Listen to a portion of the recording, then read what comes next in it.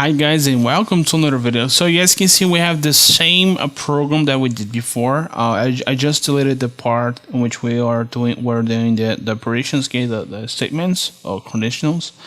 But now we will change that to using the switch statement or switch conditionals in C++.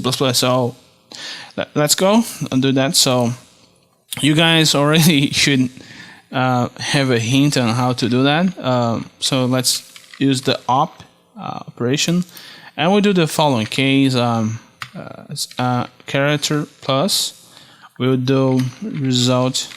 Actually, it's res equals. Let me see. We'll change it to result. Result. Okay, result. None1 plus none2. Let me come back. None2 and a break. So this is going to be the simple code. I'm gonna just copy and paste this below. Okay, let's see. Okay, we have the minus. We change it to minus. Division. Times and times. So this is going to be the main changes here.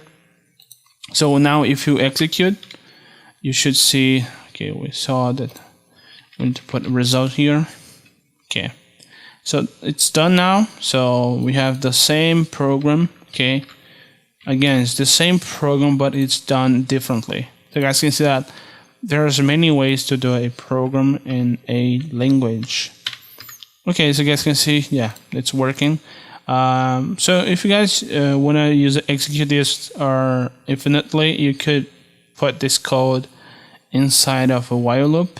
You guys could use a special character on the ops, like let me say Q or something like that, to exit the program. Okay, so thank you guys for watching this video. See you guys next time.